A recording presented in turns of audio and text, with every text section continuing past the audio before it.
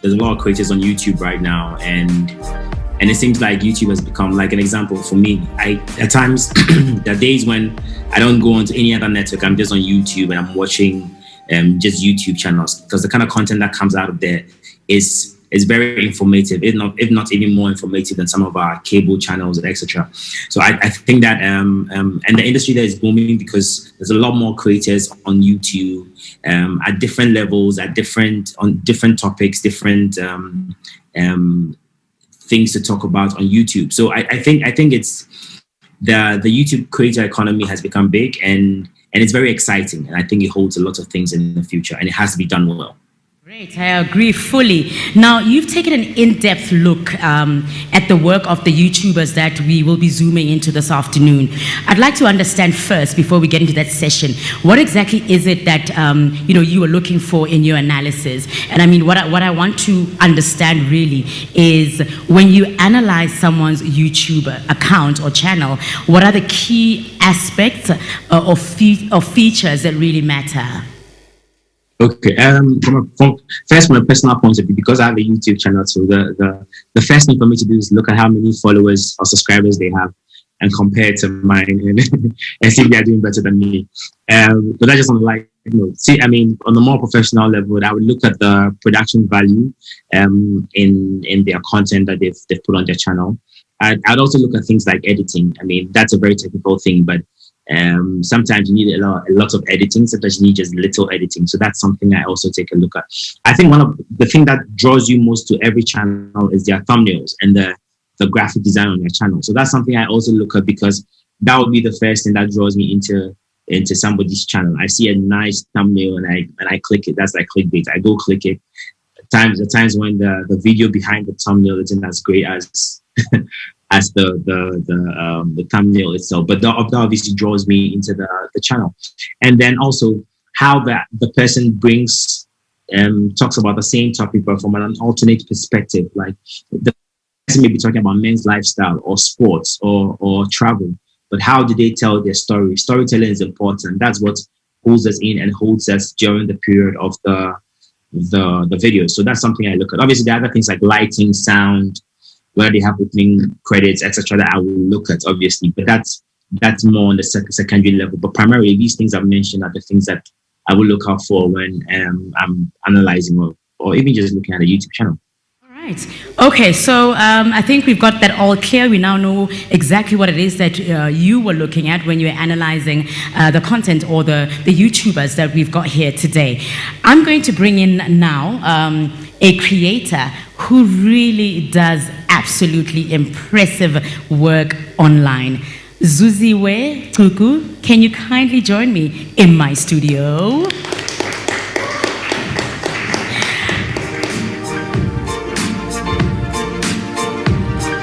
Hey, how are you?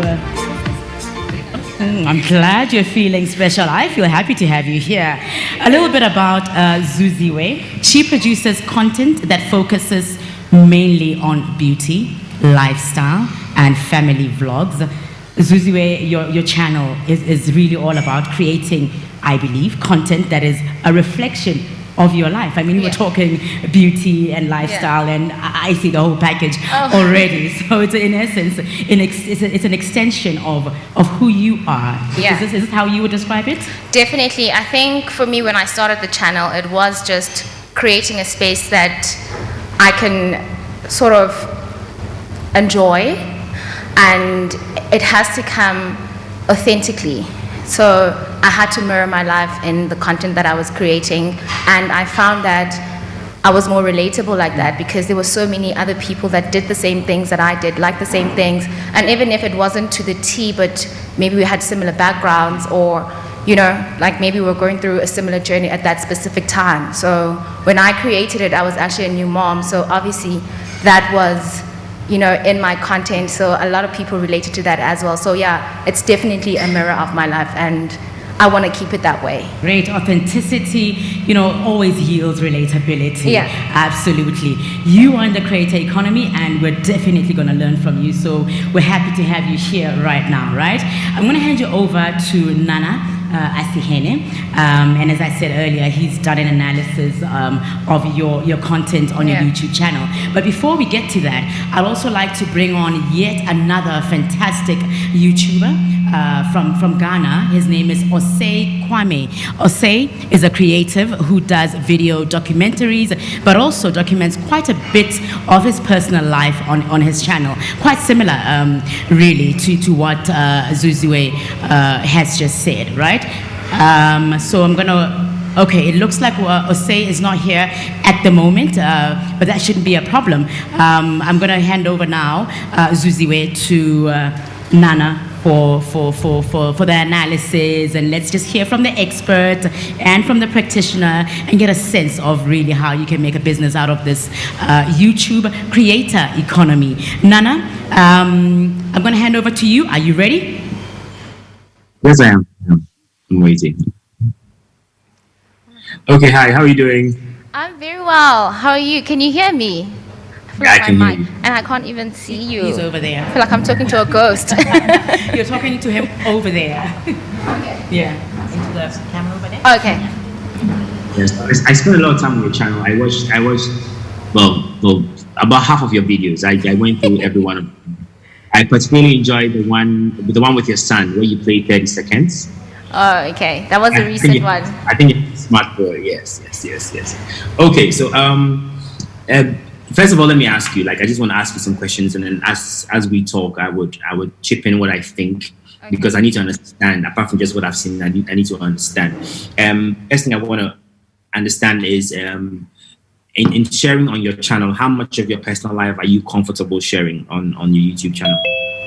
I think for me, because obviously it is a mirror of my life, I think it is important to share my life in its authentic sense. But obviously, because I'm not just by myself, I have a husband, I have a son, and I have to obviously find a way to balance all of that. So everything has to be, so funny enough, whenever I do create a vlog, especially if it's a family vlog, I'll have my husband just have a look at it, just in case there is something that I missed that we might not be comfortable with. Because the one thing as content creators that we need to understand is that we are living with other people that did not consent necessarily to be content creators, right? So you might find that my son said something that might be scrutinized online, or my husband said something that people might not understand because they don't have the context. So I always have to make sure that I find a balance for me to be able to show myself and to relate to my audience and be authentic, but also be able to protect my privacy and the family that I live with. So you have to find a balance.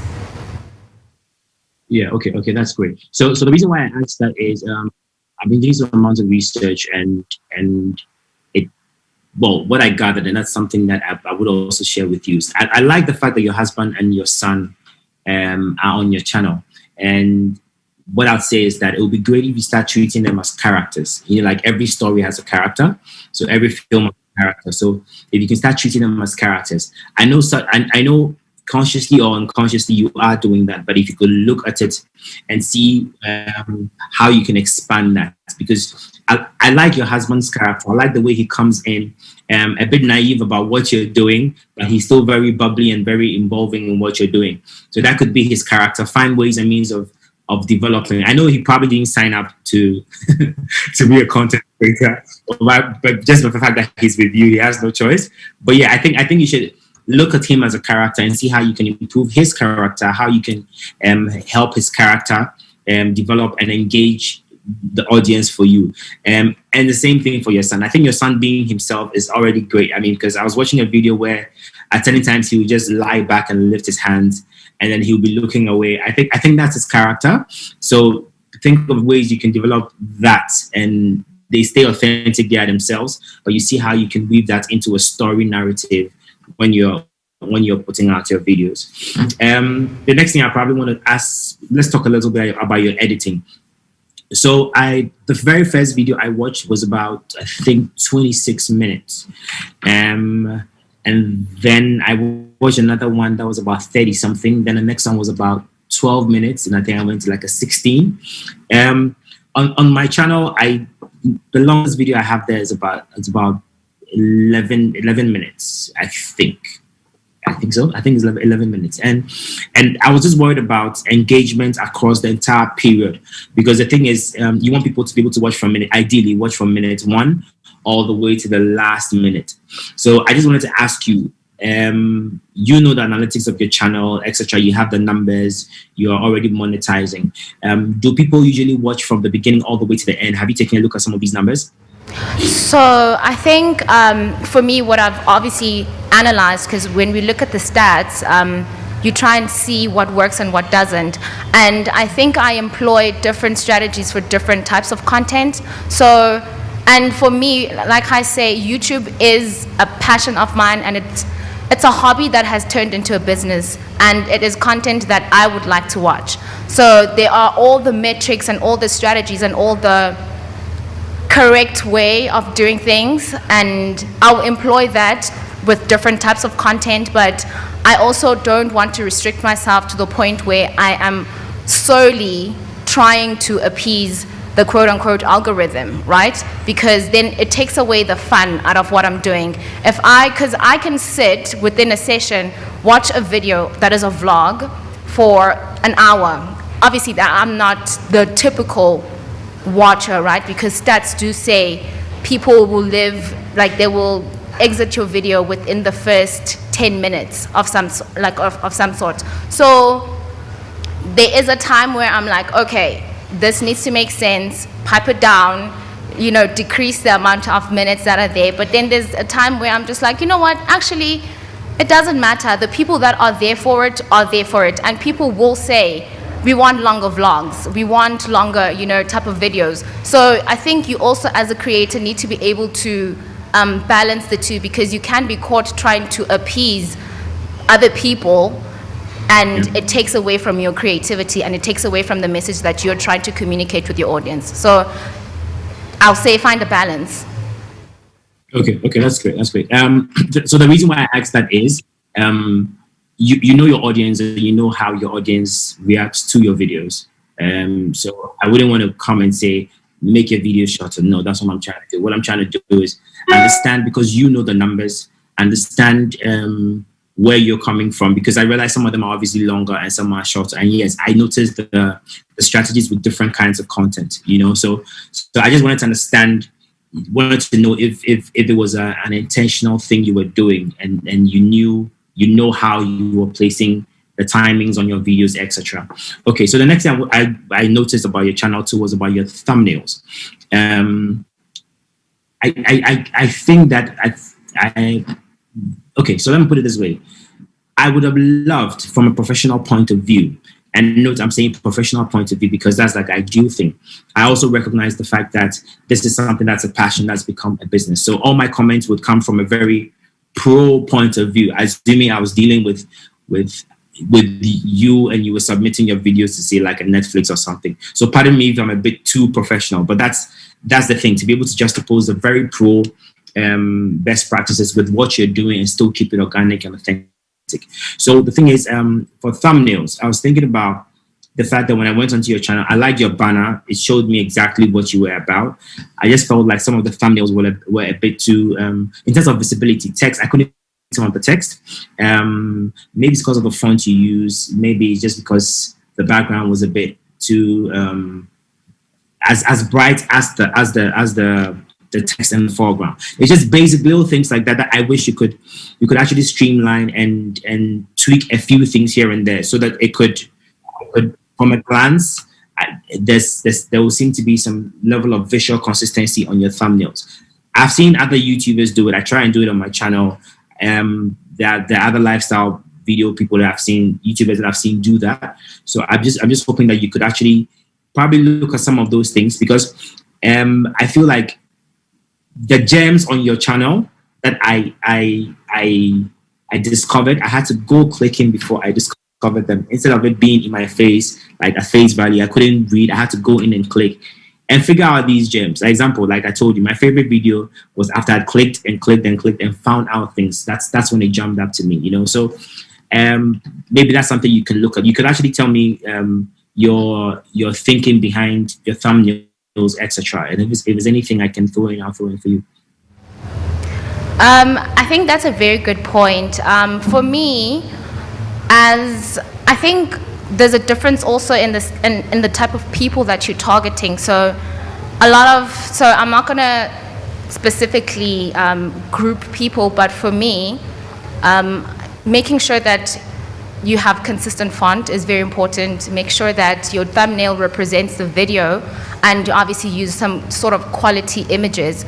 And the different fonts and the different types of videos that people gravitate to, they'll gravitate to.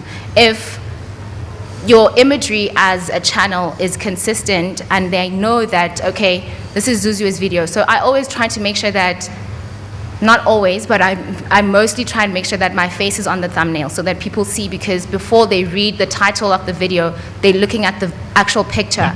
And I'll have consistent fonts, right? So that people understand and they see. So if I have a layout of putting maybe 3 pictures in the thumbnail and a big splash of text over that, that's the sort of look and feel that my audience can see, right? So it's consistent with my channel. But now, if you are not necessarily, like you're saying, you had to dig to, you had to dig through the content to find the type of stuff that you liked. Not saying that you're not my target audience, but I don't think you are. But it's a good point. I definitely do want to take that into account, because you ultimately want to make sure that you cast a wide net, right, and catch as many fish as you can, but also in a targeted and strategic way. So creators, I think, trying to find a balance between creating the content that they want, following best practice for whatever platform they are in, and also making sure that they are doing all the other work, so like the editing, the graphics, and all of that type of stuff. So some of them don't necessarily have the skill set, and they will then get other people, but not everybody has the luxury to employ a graphic designer to be able to do that, and they'll use services or apps like a Canva or, you know, an Over, or whatever those services are. So I think, yeah, for me, it will just be staying consistent with the branding that you're putting out there to make sure that people know that this is the look and feel of her thumbnails, and the next time I see one of her videos, it's going to look similar to the one I previously saw, so that they can be able to gravitate to that because of the familiarity that they have. Okay, so just one last note on that. I noticed that all your thumbnails have your face, which I think is a great thing. Like you said, from a strategy point of view, there's that consistency throughout.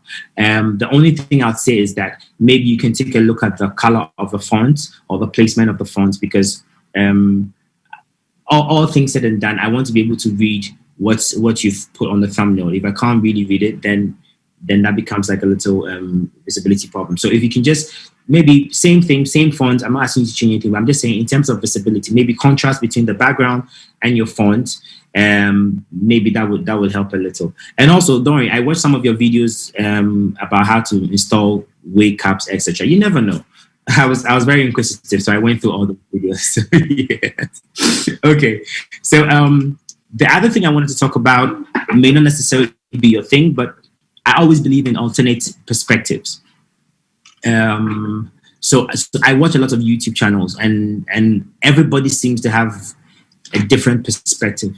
And just like your favorite series on TV, when you go there and it gets a bit monotonous, you feel a bit bored. I mean, let me just keep it simple.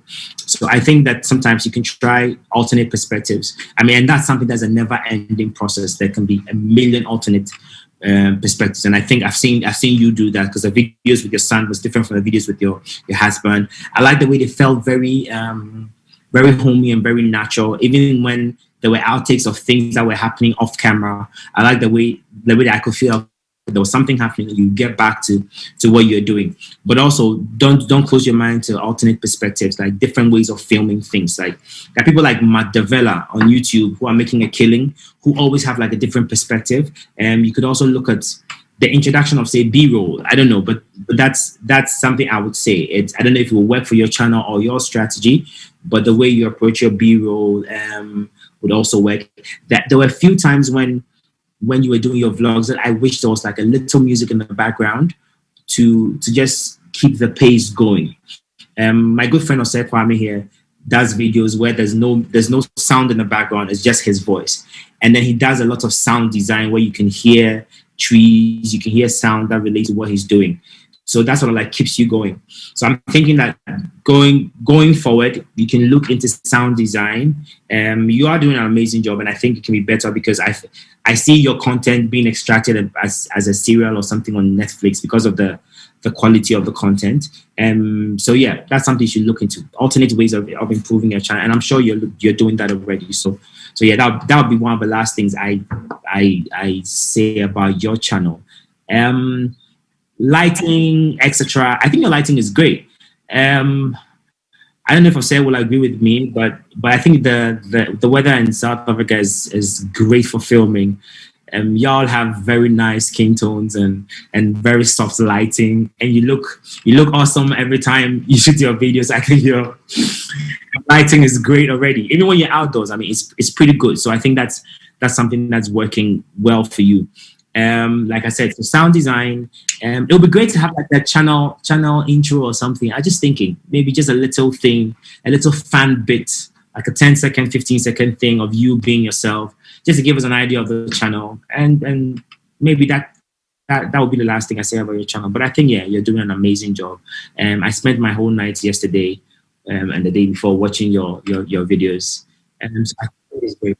I enjoyed the one where you went shopping and you were talking about all the things you bought and all the discounts, and I like the integration of the brands, the discount codes in your link and everything. I think that's amazing and that's great. For an economic like yours, I know there are lots of possibilities to be able to do that and monetize and make money. So hey, kudos! I think you're doing an amazing job. Thank you so much. And I think it's great to hear from someone that is coming from a professional standpoint, because I think we a lot of creators do find themselves being so defensive about the content that they create that it's like, no, this is perfect. I don't want to hear anything, because you pour so much of yourself and you're sharing it with the world that you need to take a step back and listen to what someone else is saying from watching an objective opinion that maybe you might have missed, So it's really, really nice. And I think that's why it is also important to get like feedback from whether it's your audience or a professional that is advising you, just so that you can be able to get those key takeaways and implement them in your already working strategy. So thank you so much for those points, and yeah, I'll try and implement the ones that I feel like will be viable, which is most of them. So thank you so much. Feedback well taken. Want to reach out anytime, let me know. I'm available. Cool. All right, that was quite great. I feel like I was being groomed. What is this? Is that how you felt? I thought you took the feedback so well. Look at her go, right? No, it was really, really nice. Yeah. I think also because we already have these conversations as creators, it's just a matter of implementing the things or, trying to find the right person to do the things, So amongst creators, people do talk, people do, there's a sense of community that we have that, hey, you saw Smang Mang doing an intro for her channel. And you're like, oh, friend, who did you get to do your channel? Your channel intro. And all of those different things. There are tips that we give each other. There are key takeaways that we get from watching other people occupy the same space that you occupy. So it's not new conversations. It's just maybe phrased in a different way, or, it came at the right time where you're like, okay, I was already ready to implement that. So you receive it better. Absolutely. Yeah. And as we're saying today, it really is about growth and development. Yeah. Thank you very much, Nana, for the feedback. And of course, very well done to you, Zuziwe. Thank you. I mean, as he's been saying, you're doing exceptionally well from a professional point of view. Yeah. Nana, Osei is on the line.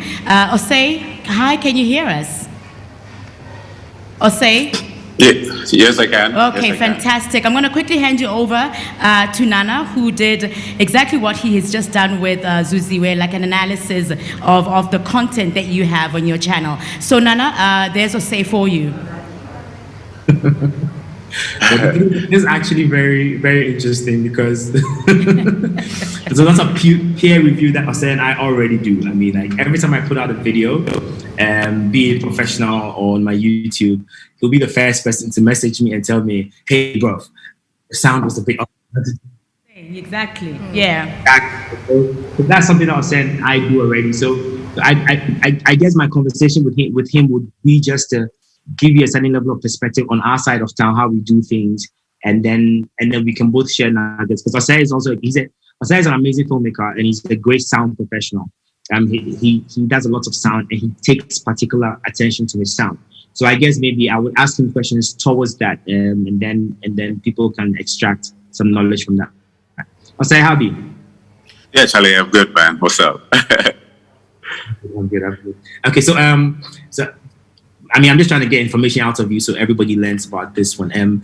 Talk us through your process, your sound process. I'm saying sound because film, yes, we'll come to that, but sound is your forte. So talk us through your sound planning process for your YouTube channel.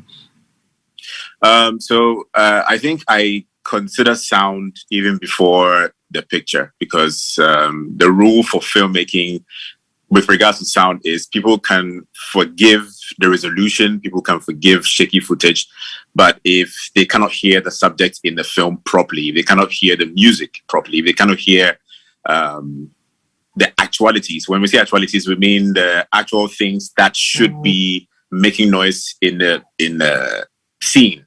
If it's a door, if it's something falling, if it's your voice, if they can't hear those elements properly, then it makes it very difficult for them to see. So sound actually makes you see. So I pay attention more to sound than to the composition. I mean, one of the first things I pick up or I check to charge is my microphones, even before the camera. Yeah. Okay.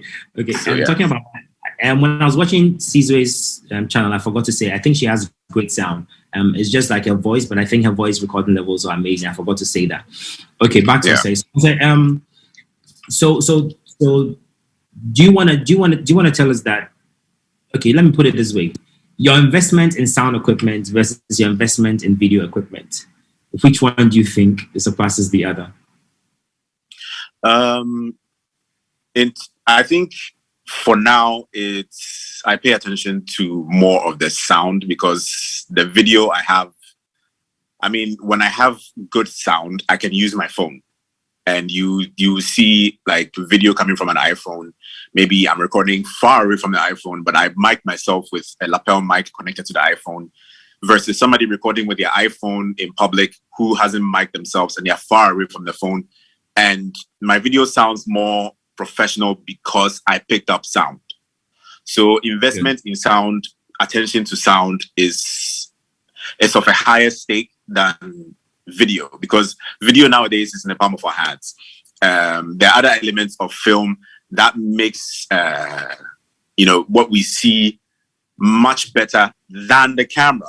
I mean, the camera is good, but if you have your phone and you light properly, I have a video on my channel where I recorded with my iPhone, which at the time was an iPhone 10, but the lighting and the sound was taken care of, and it looked like any other video except the fact that, well, it wasn't a certain camera or lens that would separate me from the background, but the sound was crisp and the light was good. So there are certain elements that a lot of people don't pay attention to, which, in my opinion, supersede the camera you're using. You can have the best camera, you can have the best lenses, but if you're communicating a story, unless your story is literally music and B-roll or cutaways, it's just fancy, there's no storytelling or there's no element of speaking in there, then that's different. But even that, you consider light even before your lenses or your camera, because when you light properly, any lens can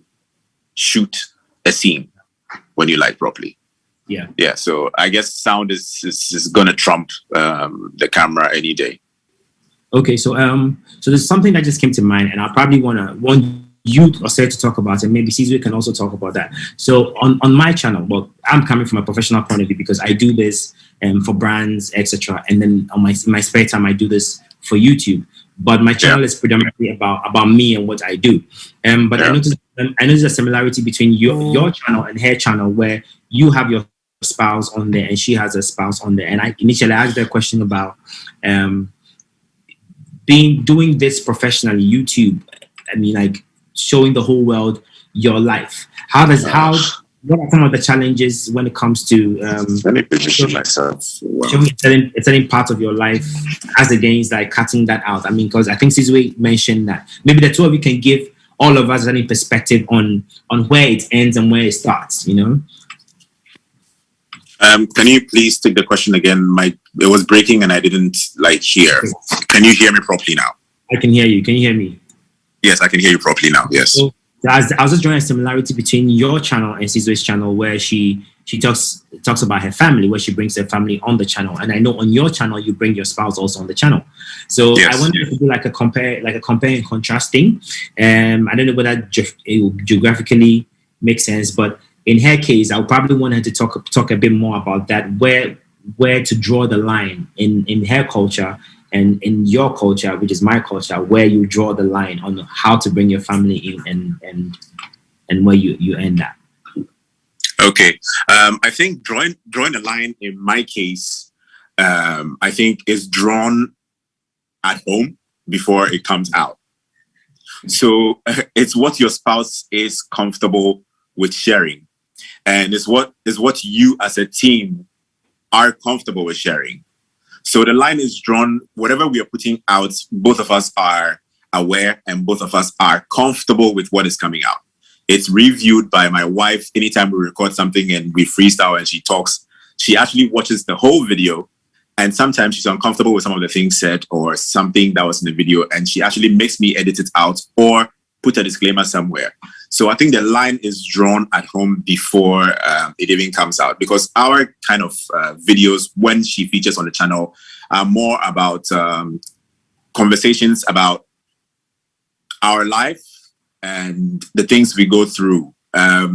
It's seldom about random, funny things that we do just to get attention. It's seldom about pulling a prank on somebody. It's seldom about, I don't know how to put it, unreal things. It's just our real perspectives on certain conversations that we put out. So whatever we say, if sometimes we're not politically correct and she watches it and she realizes that something she says in there was not said appropriately, we can sometimes scrap the whole video and restart and record the whole thing again so that she can rephrase or edit that part out. So drawing the line here for us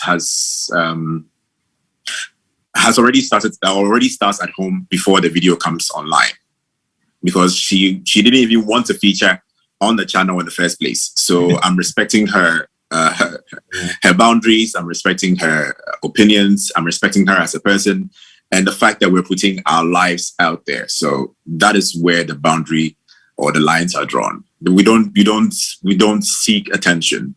It's more of a personal diary for us as well. As in, we sit and talk, and whatever we talk about, we know we can watch again and see that, yeah, this is what we've been through from here to this point and all those things. So yeah, we don't just do it for the sake of getting views or attention or the money. It's more like a personal diary. So yeah. Okay. Zuziwe, do you want to say something to that? I think my sentiments echo exactly what he said, because usually the people that we're shooting at, whether it's a spouse, whether it's a friend, whether it's your child, you have to see that they are comfortable and ask them, and they need to also review the content that you're about to put out, obviously, if they can be consenting, right? Of age. So for me, it's usually that when we are shooting, we're usually together. If there's something that I'm not noticing that is maybe inappropriate, or something that is, that could be compromising our security. So let's say I'm shooting a vlog and our street name is showing, or our house is showing the number or the registration of the car. Sometimes you miss stuff like that. So they, you make them watch the video before it goes out, so that if you had missed something, they can be able to say, hey, I think we should edit that part out, or that's not what I meant when I said it like that, but now that I'm listening back to it, it doesn't sound like how I meant it, So I think just making sure that people are comfortable, because at the end of the day, it's not their channel, and they didn't ask to be a content creator.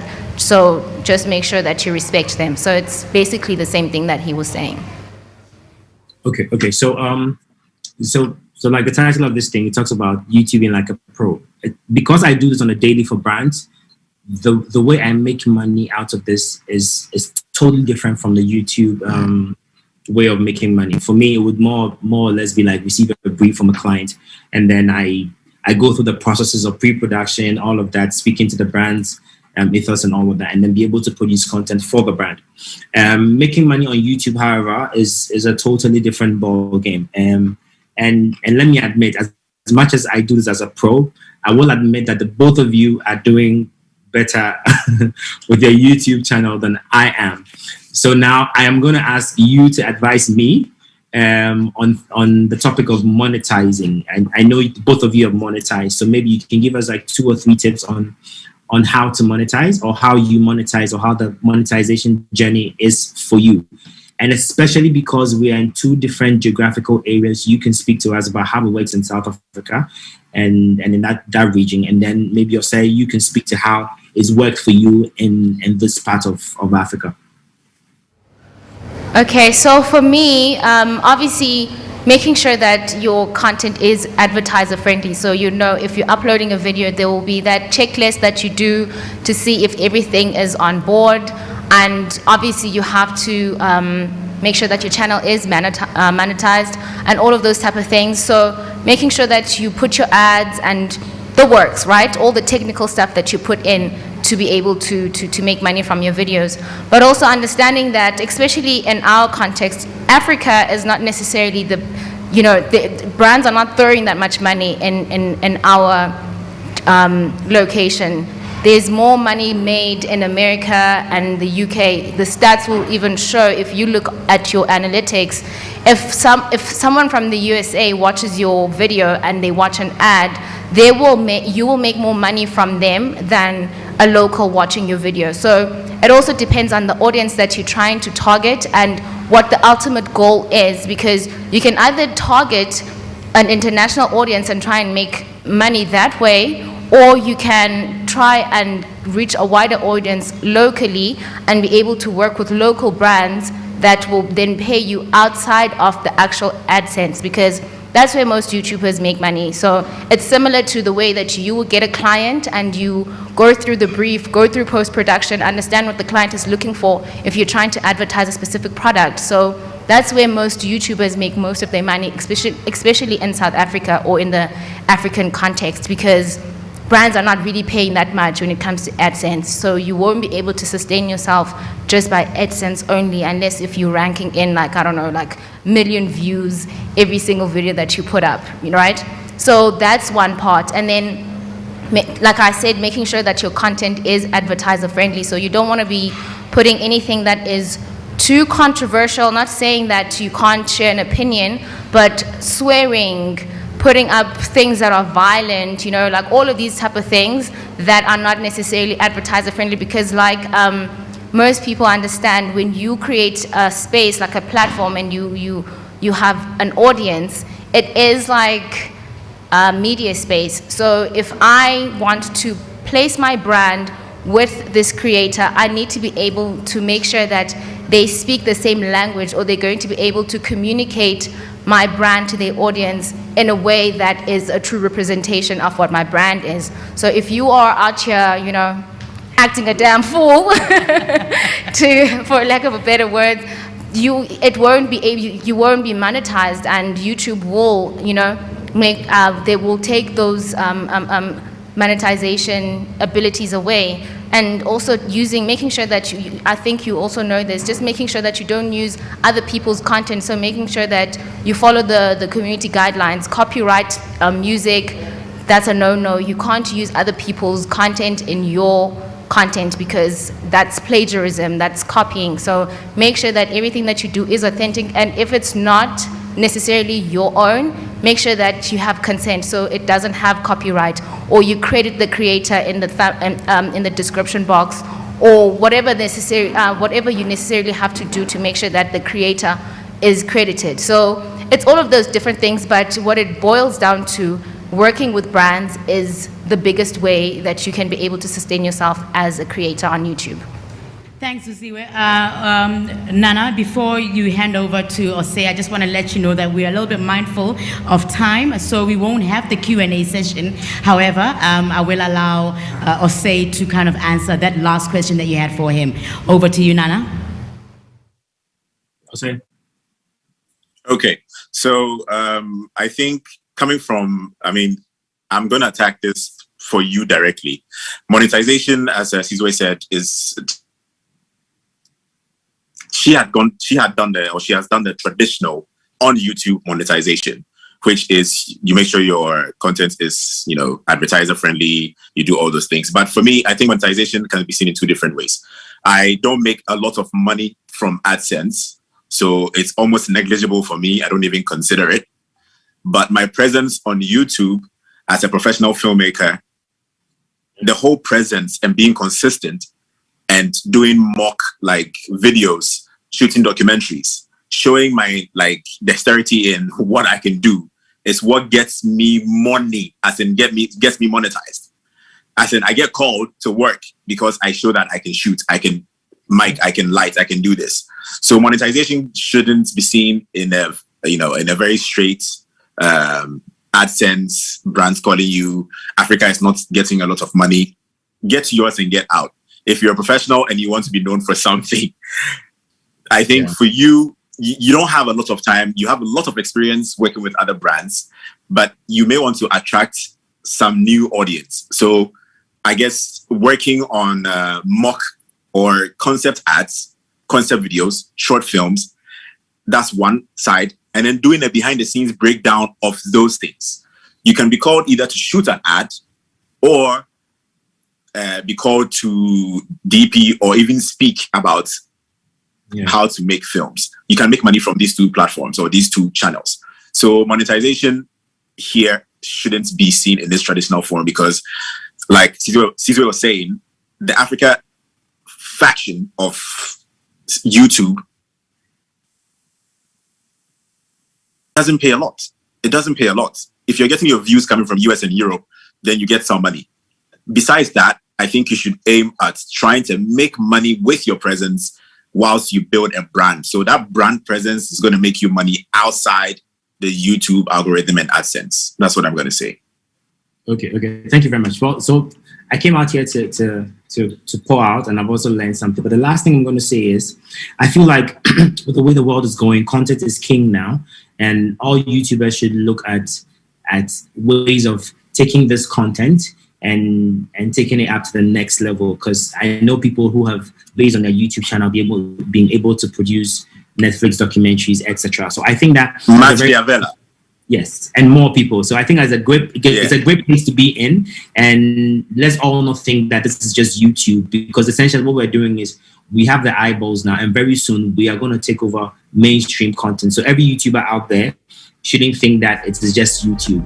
YouTube is now, and it will become bigger than what it is. I think that's the last thing I have to say.